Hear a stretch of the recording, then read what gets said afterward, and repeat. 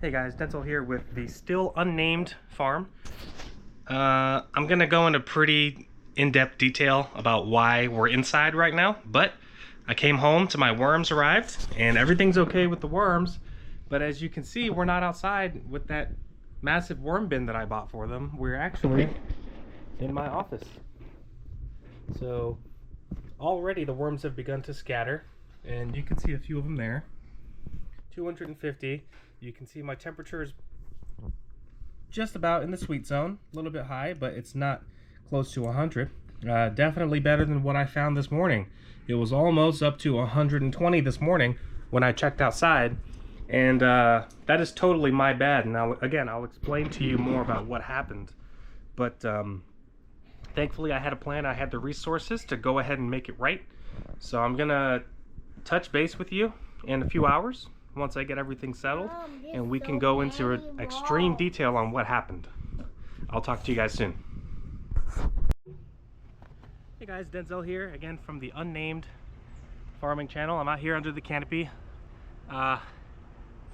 Easily 10-degree difference from here to right over there next to my house. Anyway, I wanted to talk to you more about the worm bin. My first real failure of this thing was being too excited to get that worm bin going. Basically, you know, I've got that, I think it's like a 65-gallon tote, real nice and deep, wide base, can hold a lot of surface area, which is all good for worms because in Florida, with that much thermal mass, that much energy storage, that much material being held in one spot, has a really good insulative property. Okay, so you guys know that worms thrive on the biome they're in, which is basically the microbial life. That's what really keeps them healthy and actually allows them to eat the food. I'm not going to go into all the specifics, but basically you have to have that microbiome up and running before you put the worms in. Otherwise it's a sterile environment, as I've heard it called. So, you know, brown matter, a little bit of sand, a little bit of organic growth, a little bit of greenage, and then I've also been feeding that pile. That pile probably had, over the last 3 weeks, probably 2 full 5-gallon buckets worth of food. Now the red flag is going off for some of you guys already, because you're thinking, this guy put 2 full buckets of food into an unwormed worm bin? That can only lean to one thing, and that's exactly what happened. I created a hot compost pile, basically. So if I was doing anything other than worms, that would be fine. But the fact that I want to put living organisms in that bin, that was a big no-no. And I wouldn't say I'm paying the price like something terrible happened. Had to make a quick adjustment, which I'm able to do. But I just wanted to warn you guys, don't overfeed your pile, ever. With or without worms, that's the worst thing you can do. Got home from work yesterday around 3 o'clock, and I said, you know what? The worms are gonna be here tomorrow, which is today. I said, I had better make sure the temperature's good in that bin. First, I wanna make sure the thermometer works, so I tried it on different things and it was accurate. I said, I'd better make sure that bin's not too hot. Well, wouldn't you know it? You guys know worms like to live between, you know, high 60s and 90, something like that. That's the orange and the green on my thermometer. Well, ambient air temperatures around, you know, 70 something, 80, and as soon as I put it in that worm bin, it goes from the green all the way up to the top of the red, almost 120 something degrees in there. I knew instantly what I had to do. Hi, Maverick. Hi. So basically what I immediately started to do was I dug out about half of that bin, mowed the yard a couple times, put in brown matter. See, if your hot compost pile is getting really hot, if you add in more brown material, that cools it down. Not to mention, what also cools it down is the fact that you turn in that brown material. You're gonna mix that in. That's gonna aerate the mixture, again, lowering the temperature. Well, it worked. I did that. That was about a full wheelbarrow's worth of brown dead leaves and sticks and stuff all chopped up in there. That brought the temperature down about 10 degrees. Well, shoot, the bin is still at 110 degrees, right? It's still way too hot, way more than hot enough to kill the worms. So real quick, what I did was I went into my garage, found the black and yellow tote, drilled some holes around the side, and I had some brown paper inside, real just basic natural brown paper. Went ahead and placed that as a layer in the bottom, little spritz of water from a spray gun, and then I came outside, gathered up some of the very top layer of that bin, only about the top 1.5 inches, okay? Again, not bringing any of the rotten or decomposing food with it, okay? And okay buddy, I love you. And I mixed that in with some fresh bedding. So watch out for those ants. So that bedding was in a bucket, slightly damp all night because I was prepared for today.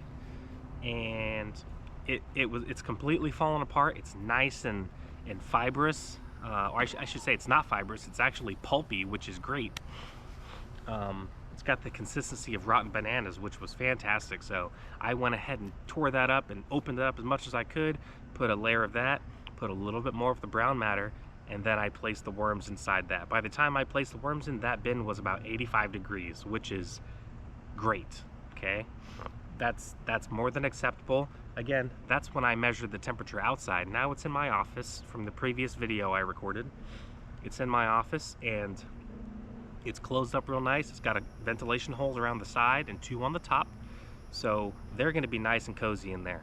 The nice thing is I can always open the lid if it gets too hot, and I can close off the top holes if it gets too cold.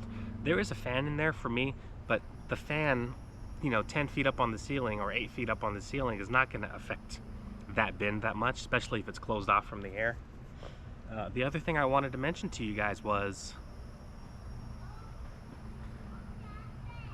I wanted to mention to you that now I'm going to completely restart this worm bin. I'm going to put you on a time lapse.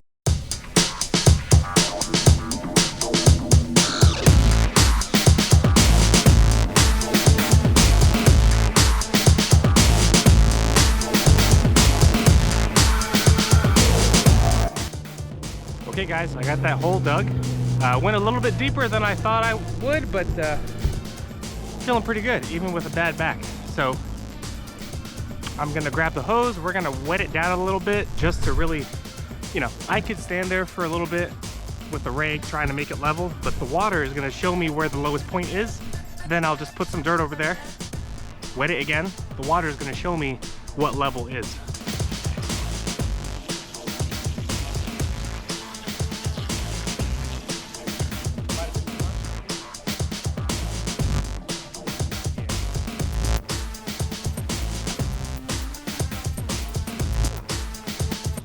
Let me real quick show you. Oh, well, you can't see it now, but this stuff is what I took out last night. You can see there's a piece of corn and, oh yeah, right down there. Ew, look at that. Whatever that is or was is certainly decomposing, and I can feel the heat on my hand, so that's all fine and dandy. We're gonna go ahead and fill this bin in with all that dirt that I took out.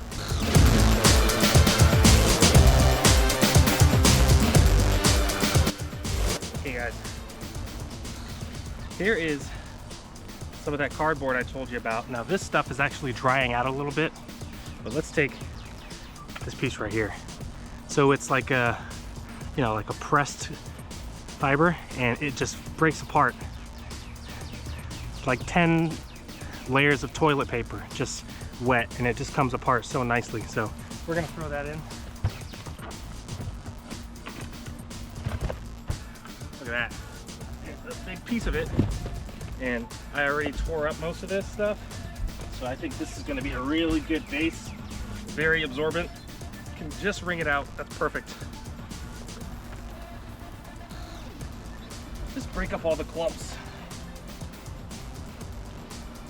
Now, on the bottom and about 8 inches off the ground, all the way around the perimeter, I drilled 2 holes.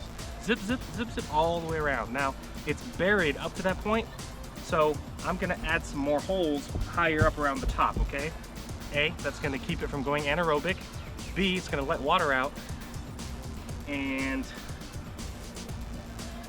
as far as not going anaerobic, the other side of that is increasing aeration. So whichever way you wanna see it, it goes both ways. It serves the same function, but it's really important that you don't let your worms drown. Okay, that is a danger of putting stuff in the ground, because back here, if the ground's already saturated, the water doesn't have anywhere to go from the lower base. So you have to make sure it can run out along the sides if it is in fact building up that much, okay? We're just gonna tear this up a little bit. So right now, I'm gonna go ahead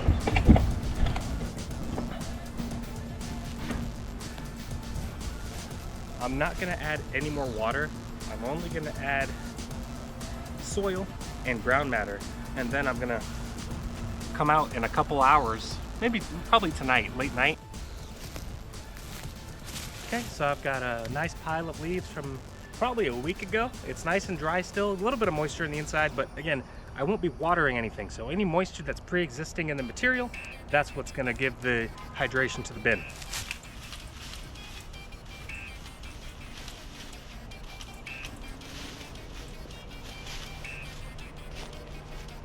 No sticks. All right.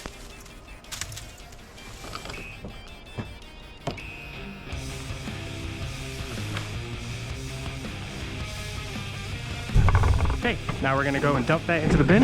We're gonna see how high up it gets. I'll probably finish up doing with this stuff. And then when I add the worms in 2 or 3 days, I'll give them fresh bedding and a fresh feeding.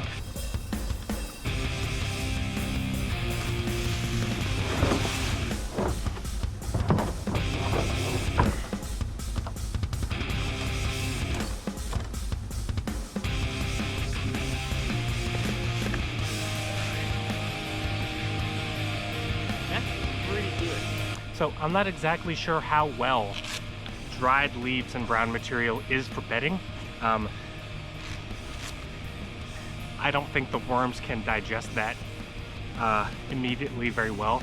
Of course it'll rot down and turn into a humus eventually, but I think for right now I'm gonna have to add in another about a quarter bag of some garden soil, mixed in with some sand.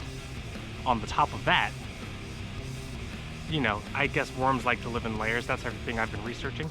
So I'm gonna add in another quarter bag of some premium garden soil, a little bit from this pile, not too far down, because that's where the stuff I dumped out is. I'll be honest, I'm not happy that I messed up so much and turned it into a hot compost pile, but I am happy that I'm actually able to show you the process of how I put it together in the first place, minus excessive watering, minus 2 full buckets of food.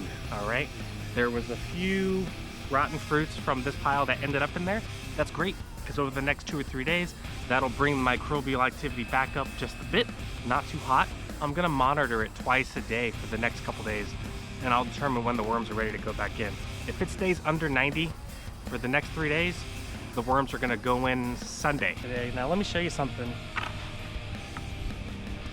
That bag of soil I had, whew, hot. We're gonna mix that in.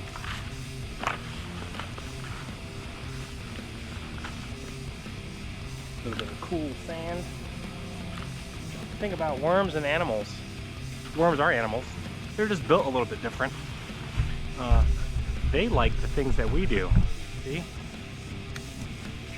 They like to be comfortable, nice, good, clean air, clean water. They don't want to live in pollution, and they don't want to live in their own feces.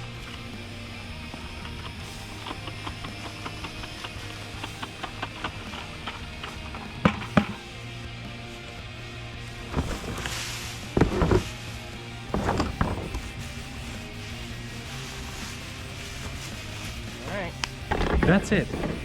That's all I'm gonna do for right now. As you can see, it's pretty much back up to where it was. And that's gonna leave room for fresh food and bedding tomorrow. Again, I'm gonna dig the food down about 6 inches because I don't want flies and any kind of pests to be able to get to it. Plus, gonna have 2 big pieces of wood with some bricks on it, so that it makes it pretty heavy. Nothing's gonna be able to climb in there.